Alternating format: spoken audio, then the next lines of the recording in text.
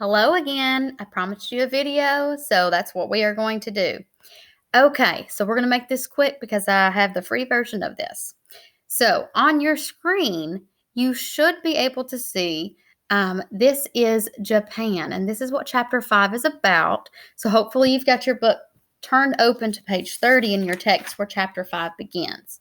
So one thing I want to point out to you is that this is called an archipelago. And that's just a fancy way of saying it's not just one island, but a chain of islands.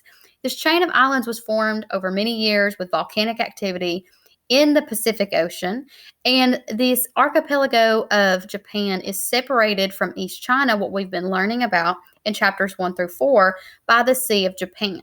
They're relatively close to China. So we're going to see how that impacts some of the activity that happens between Japan and China and how those influences take place. So let's go ahead and talk about some of those influences.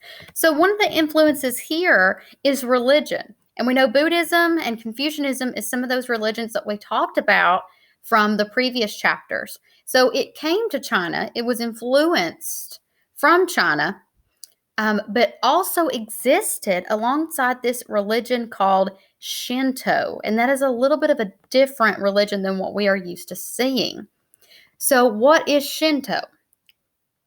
Shinto is a traditional Japanese religion. It doesn't really have a central structure like monotheistic, but has characteristics of something called animism. And if you look in your book on page 31, you'll notice that's a vocabulary term. Animism is the belief that everything has a spirit or a spirit of God. So that could be the trees, that could be the leaves, that could be animals, that could be a couch. Everything has a spirit to it. It also centers around worship of ancestral spirits. So if you've ever seen the movie Mulan, you'll notice that there's a lot of similar characteristics with Buddhism and Shintoism in that movie. I would also encourage you to watch the live action version that's coming to Disney Plus. All right, Prince Shotoku. If you look on page 32 of your text, you're going to know he was a ruler and started ruling in the late 6th century. So you see here 574. He had a 17-article constitution. So, the United States also has a constitution. So it's sort of like these rules and laws that we abide by.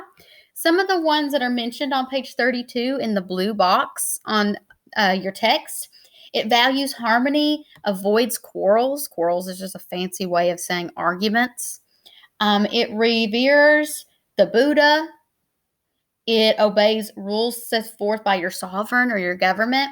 It also says punish evil, reward good, find the right person for the job, do not fit the job to the man, do not be envious, like jealous of people. So really good rules to live by even today. And it asks you to do a compare and contrast at the bottom of page 32. I would like for you to do that. You don't need to do the express your opinion piece. Let's take a look at the Heian aristocracy. So the Heian aristocracy is classical Japan. So classical Japan, my bad.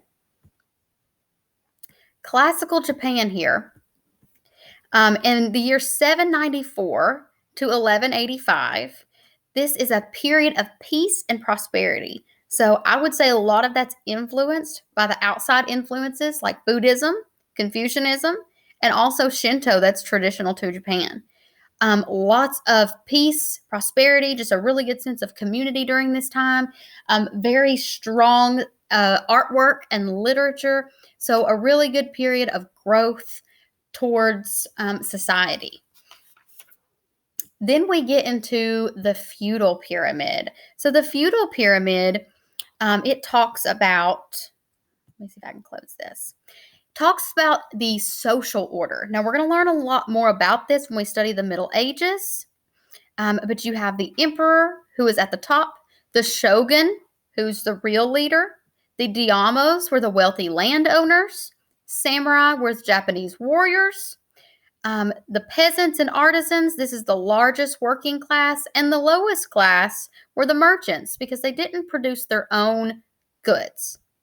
So, miss you guys. Love you guys. I will see you soon.